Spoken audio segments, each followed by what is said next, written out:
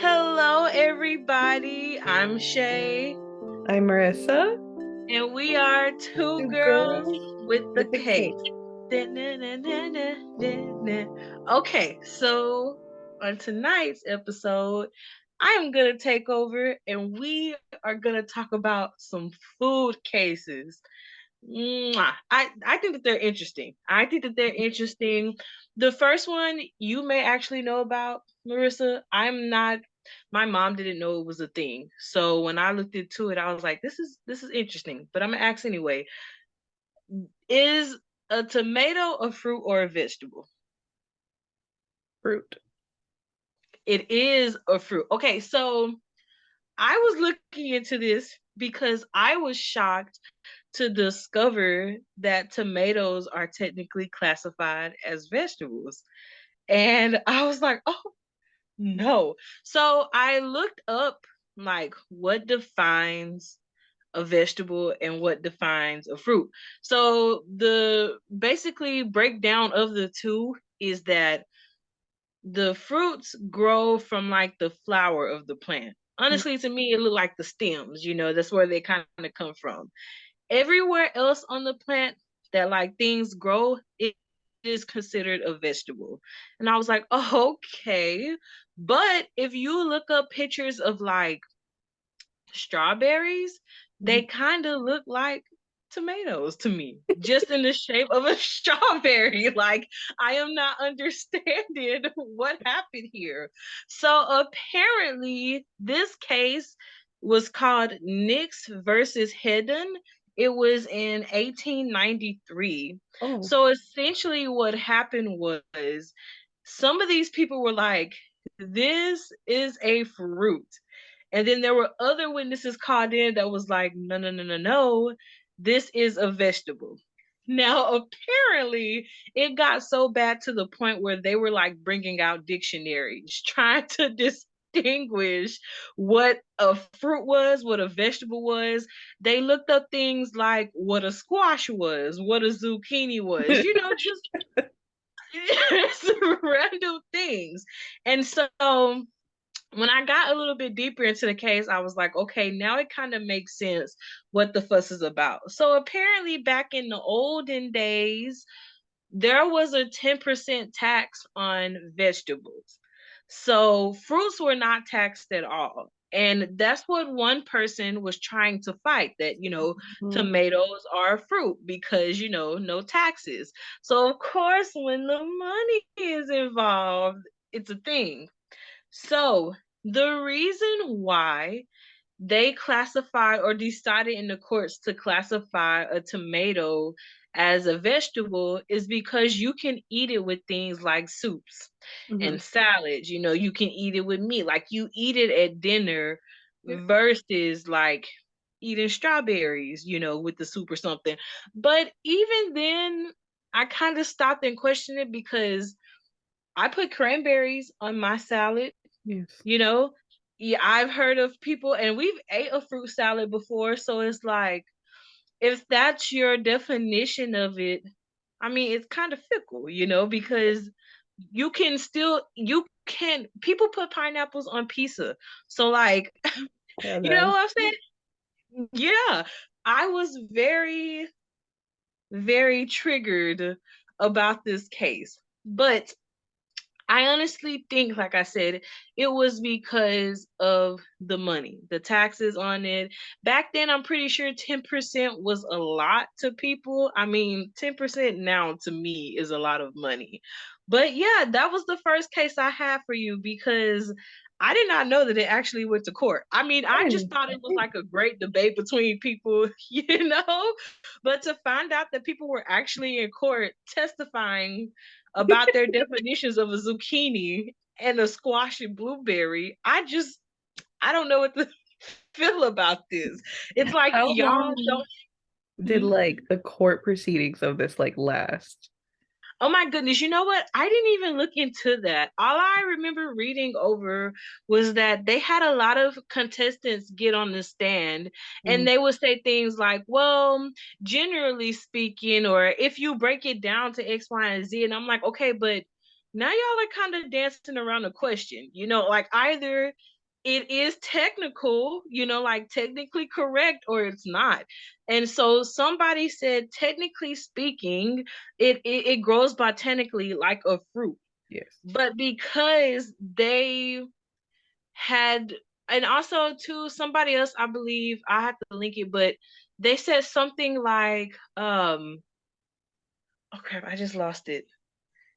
It was something along the lines of tomatoes like produce their own seeds and everything. Like I say, grow like a strawberry. So it was correct, but because the language could have been different back then, like versus now, that is kind of also why there is confusion, because they didn't really speak how we spoke back then, if that makes sense the way I Oh, explained it. like old English versus like English today. Mhm. I got you. Yes. So that was the first case, and I was just like, ooh wee, because tomatoes are out here like causing Tomato, havoc with tomato. people. Ah, I love it. Okay, so the second case that I got for you, I actually was curious about this, but what is your favorite cereal?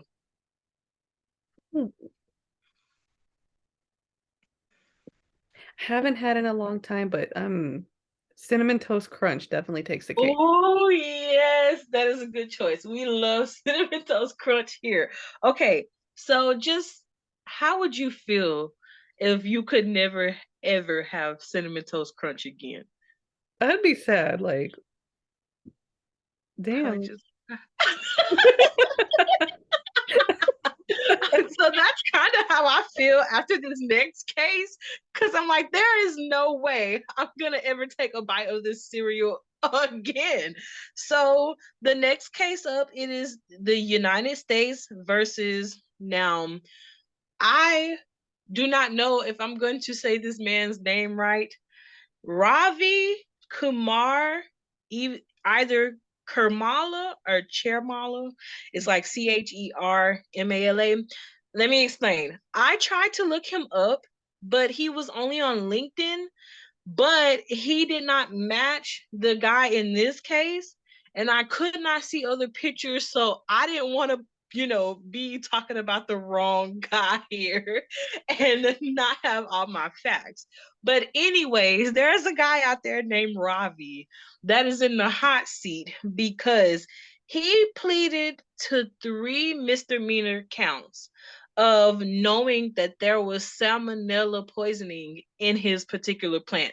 I believe this was in Iowa, I want to say. So basically what happened here is that this company was coming up on a inspection, but apparently this time around the inspection moved up the ladder. It was like higher ranking officials that was taking over this one. And when they went to the plant, they saw some like suspicious things and some questionable things.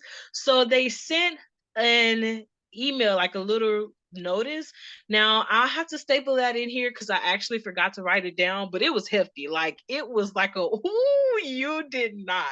It Uh-oh. was essentially like, we notice that it's unsanitary. Like we see some serious concerns with your products. Now, Kumar, so this plant is the Kellogg's plant for Honey Smacks. I ate Honey Smacks growing up. Honey Smacks Smacks. Like it was a good cereal. Like Kellogg's anything is kind of my go-to. So Kumar says that the outbreak occurred in 2016. So it was over a 2-year period. It was from 2016 to 2018. Now, within this time period, apparently there was like, well, okay, let me jump back and get there. So while this was going on, if workers found out things, he would tell them basically to keep it hush hush, not to report certain things that they found out. He even went so far to tell some of the other workers to tamper with, they had like a computer monitoring system to monitor the plant, something with the pathogens. He told them to alter it so that way they could not see the real and true authentic count of the pathogens in the Jail. cereal. Yeah, and I was sitting here like, it's one thing to withhold information, but you're going to willingly tell these people to basically mess up this plant? You know, like, you know that it's an outbreak and you're just not handling the Thing. problem.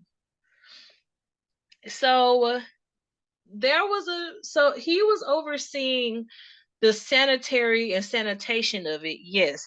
And in June, on June 4th, 2018, it said, no, June 14th, it was June 14th. Kellogg's apparently voluntarily recalled their cereal. I kind of vaguely remember this happening because it was around the time I got out of college rather, but at the time, I think it was stated that it was a salmonella outbreak, but they didn't go into details. But to me, it kind of seems a little bit sketchy for you to involuntarily call back a product after you've already contaminated people. Because people, have already gotten sick from this outbreak already, and you guys didn't even seem to care. So there was over 130 cases of the outbreak between healthy adults and infant children, but thankfully nobody died. Okay. Nobody died. They're all still alive, but they were very sick. So his sentencing is on June 8th, 2023. I even had to drop like the numbers below, but if I'm not mistaken, I think I saw like $19.2 million worth of fines. And I'm just like, oh, that's a lot of money. I'd cry. So just for me to break it down for the viewers who may not know, salmonella can cause diarrhea, fever, and stomach cramps. It can cause deaths in infants if it's not watched. Now, I know salmonella may not sound like the biggest thing ever, but do you remember when we were in Olu and I ate that salad and I got salmonella? Or no, not salmonella, but cross contamination poisoning? Oh, yeah, Yeah. yeah, yeah. You kicked the fan. Yes, I remember that. I Yes. remember that. So reading this case kind of brought triggers back to me. Let me explain the story for the viewers, okay? One day I decided I wanted a salad. I wanted to be healthy that day. I was going to eat right and do right and all that jazz. So I made myself a salad and I went back to the room and I ate it. Nothing really happened that night, but the next morning I woke up to stabbing pains. I don't think I've quite felt anything else like it. It was like my kidney stone, except for on a much larger scale. I mean, even walking to the nurse's office from choir, like, it took me out. It felt like every step was kind of like pins and needles. What should have been a 5-minute walk probably took me like 20 minutes to get there. Mm. And thankfully, it broke, I think, within like 3 days. But it was very hard because I always felt like I had to poop. Sorry if that's TMI, but I felt like I had to drop deuces and they were not coming. So I had to fetal position it and they still were not coming. And it was just horrible. So to think that my favorite cereal, or one of my favorite cereal, has salmonella poisoning in it, like, and then it just makes me think that could have been our box of cereal, like I don't even know what I would do if that would have happened to us. So I just Cry. decided I'd I don't cry. want no more.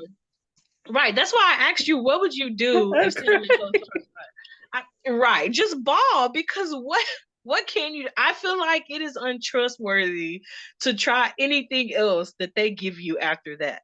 And I mean, I still eat Frosted Flakes, so now I'm side eyeing them. Like, should I cut you a loose too? Because I mean, it's Kellogg's. Like one of y'all just slipped up, so now I'm iffy on all of y'all. But yes, he will be sentenced on June 8th, 2023. They did not say so far what was going to happen to him or like if he was going to face prison time. Mm. Not from what I read, because I read the actual like court hearings of it, and it just said that he pleaded guilty and I knew I was forgetting to say this. He pleaded guilty on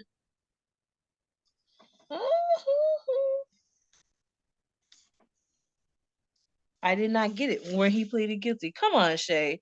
But I think, if I'm not mistaken, it was last year when he pleaded guilty. So this is like a recent case. This is fairly new.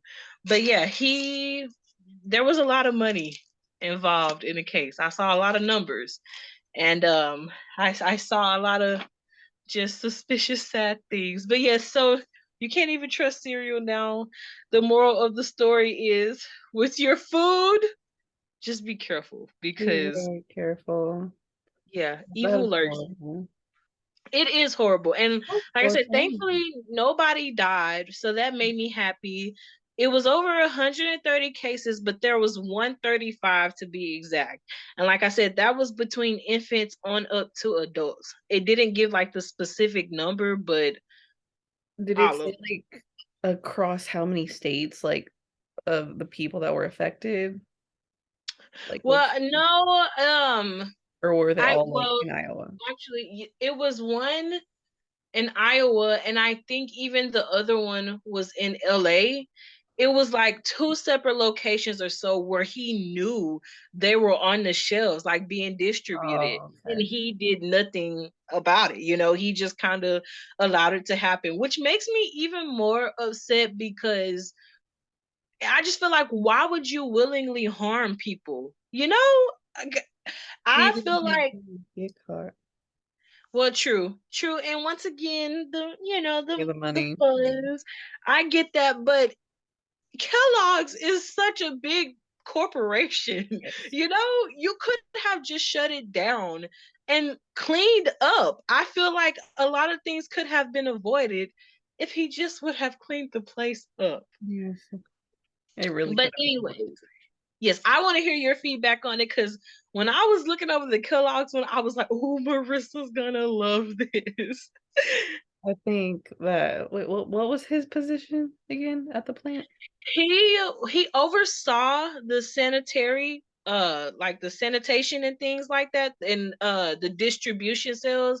But I think his final title was like the executive manager of like uh insurance or something like that. I'll link it. But yeah, it was something major. So he was a head honcho, like he was up there. Somebody that holds that position, that's foul.